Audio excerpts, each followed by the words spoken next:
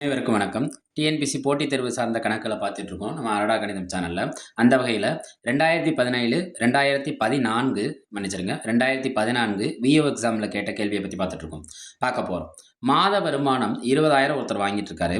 ஒவ்வொரு மாதமும் எவ்வளவு சேமிக்கிறார்னா ரூ. 3,000 சேமிக்கிறார் எனில் அவருடைய மாத சேமிப்பு சதவீதம் கேட்டிருக்காங்க. ரூ. 20,000 சம்பளம் வாங்குறது எவ்வளவு சேமிக்கிறாரு? 3,000 சேமிக்கிறார்னா அவரோட சேமிப்பு சதவீதம் கேட்குறாங்க. இது 2014 விஏஓல கேட்ட கேள்வி. நம்ம என்னைக்குமே ஒரு விஷயத்துக்கான சதவீதம் கண்டுபிடிக்கிறப்ப, இப்ப இங்க எதோட சதவீதம் கண்டுபிடிக்க போறோம்? சேமிப்பு சதவீதம். சேமிப்பு சதவீதங்கிறது என்னன்னா, அவர் எவ்வளவு சேமிக்கிறாரு? 3,000. எதுலேருந்து சேமிக்கிறாரு? மொத்த வருமானம் கீழ வந்துரணும். 20,000 சம்பாதிக்கிறார்னா, எவ்வளவு சேமிக்கிறாரு? ரூ. 3,000 சேமிக்கிறாரு.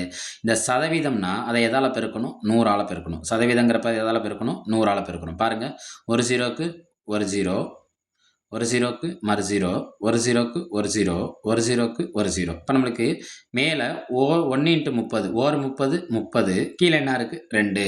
ஒரு எண்ண 2ஆல அடிக்கிறோம்னா, அது என்ன ஆக்குறோம்னு அர்த்தம்னா, பாதி ஆக்குறோம்னு அர்த்தம். 30ல பாதிங்கிறப்ப 15 2 30. அப்ப சேமிப்பு சதவீதங்கிறது என்ன கிடைக்குது நம்மளுக்கு? சேமிப்பு சதவீதங்கிறது எத்தனை பர்சன்டேஜ்? 15%. அப்ப இந்த கணக்குக்கான ஆப்ஷன்ங்கிறது ஆப்ஷன் சி. அடுத்து பாருங்க, முக்கியமான கணக்கு. இது பார்க்க சின்னதா இருந்தாலும் இதில இருக்க கருத்துக்கள புரிஞ்சுக்கணும். 28% ஒரு நம்பர் குடுத்துருக்காங்க. 2.8% ஒரு நம்பர் குடுத்துருக்காங்க.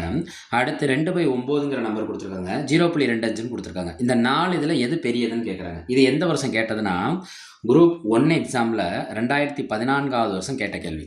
குரூப் 1ல கேட்டிருக்காங்க. பாருங்க, இங்க 2 என்னாத்துல இருக்குன்னா சதவீதத்துல இருக்கு. இது பின்னத்துல இருக்கு. இது தசம எண்ல இருக்கு. இத எப்படி ஒப்பிட முடியும்? முழுக்க என்னவா நான் மாத்தப் போறேன்னா, சதவீதமா மாத்தப் போறேன். எல்லா அலகையும் என்னவா மாத்தப் போறேன்? சதவீதமா மாத்தப் போறேன்.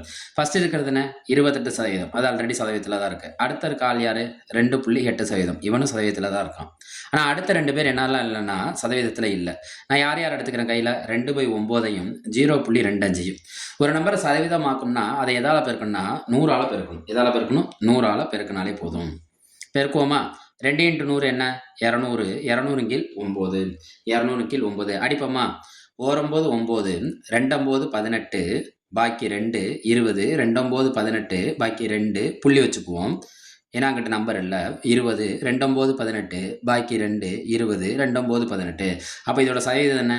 2/9ஓட சதவீதம்ங்கிறது என்னன்னா 22.22%. இதை 100ஆல பெருக்குவோமா? 100ஆல பெருக்குனா 2 சன என்ன ஆயிரும்? கேன்சல் ஆகி முன்னாடி வந்துரும். அப்ப இதோட சதவீதம் என்ன? 25%. இப்ப நம்ம கையில என்னென்ன கேள்வியில என்ன கேட்டிருக்காங்க? 28%, 2.8%, 2/9, 0.25. இவற்றுள் எது பெரியதுன்னு கேட்டிருக்காங்க. இப்ப நம்ம எல்லாத்தையும் நம்ம என்னவா மாத்திட்டோம்னா, ஒரே யூனிட்டா மாத்திட்டோம். அதாவது சதவீதமா மாத்திட்டோம். இப்ப நம்ம கையில என்னென்ன இருக்குன்னு பாருங்க. 28%. இன்னொருத்தவன் யாரு? 2.8%. இப்ப இவனுக்கு என்ன கண்டுபிடிச்சு வச்சிருக்கோம்? 22.22% மற்றும் இவனுக்கு என்ன கண்டுபிடிச்சோம்? 25%. இப்ப பாருங்க, எல்லாமே ஒரே அழகா இருக்கான்னு பாருங்க. எல்லாமே சதவீதத்துல இருக்கு. இப்ப சொல்லலாம் இதுல யாரு பெரியது? 28%. இதுக்கு விடைங்கிறது ஆப்ஷன் ஏ. அடராட கணிதம் சேனல எல்லாருக்கும் ஷேர் பண்ணுங்க, சப்ஸ்கிரைப் பண்ணுங்க, சப்போர்ட் பண்ணுங்க. சேனலோட கண்டென்ட் பிடிச்சிருந்தா லைக் கொடுங்க. நன்றி.